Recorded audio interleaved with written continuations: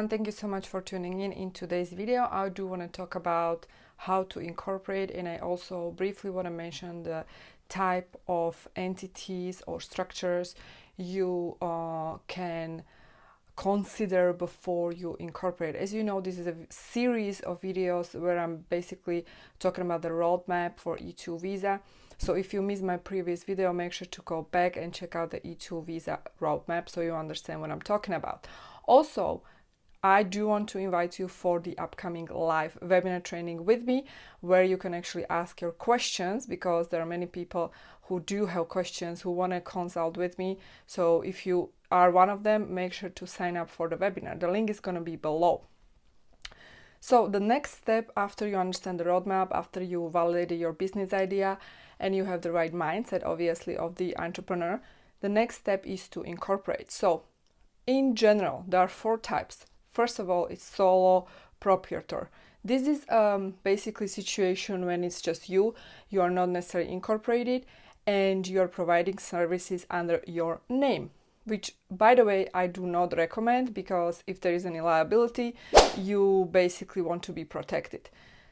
That being said, the next one is LLC, which is limited liability company.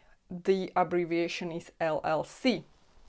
This is the type of structure or the entity form that I do recommend, and I already did videos on this, so you can check out those videos. I'm going to link those videos so you can go back and watch those videos, because I am explaining into more depth like what are the differences and how you actually apply for your LLC.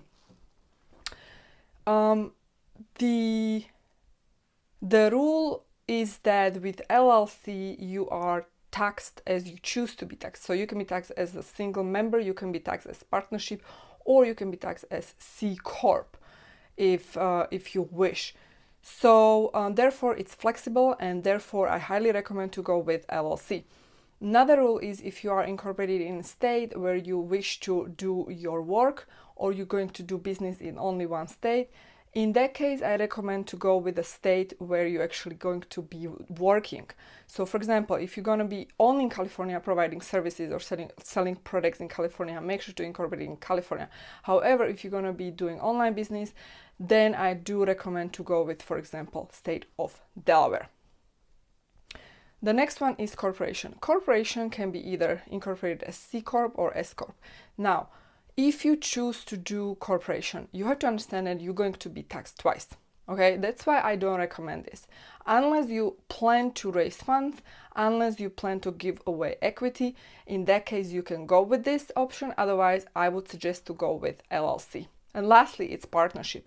I did video recently on E2 visa partnership, what you need to know, how much do you need to own in the company, what's the ownership requirement, etc. So go back and watch that video if you haven't seen that video. Also, I'm gonna link that video here so you can go back and check it out. So this is pretty much these are your options, guys. The next step, you need to choose the state, obviously, like I mentioned. Once you choose the state, then you're going to file the articles. Once you get the certificate of incorporation, you can apply for employment identification number, which is equivalent of ITIN or equivalent sort of social security number, but this is a number that your company needs to have if you want to do business. Once you have the number, you will open up the bank account. In order to open a bank account, you need to fly to the United States, be present there. You don't need a visa to open a bank account, or you do need a visa, but you can go ahead with B visa. So this is pretty much the process, okay? It's not that difficult. The frequently asked question is, do I need a visa to incorporate? No, you don't, okay? You can be on a B visa, but you have to be careful, because there are certain limits you can do on B visa, otherwise you're gonna breach the law.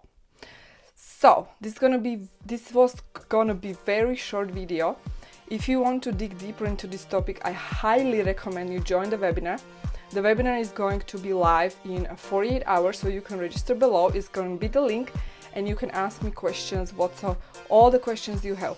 Another announcement I do want to make, I do have open a registration for the American Dream Accelerator program, and the registration will close in 2 days. So if you are interested, if you want to start your business, if you want to incorporate, if you want to get the E2 visa, you need to check this program out, because then I will close the registration and I will only take the premium clients, which is very different price point.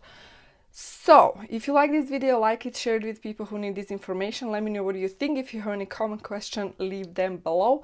And stay tuned for the next video, because in the next video I will talk about briefly the roadmap and the difference between E2 and L visa, which is also the topic I'm going to discuss on the webinar, because there are many people asking for L visa roadmap.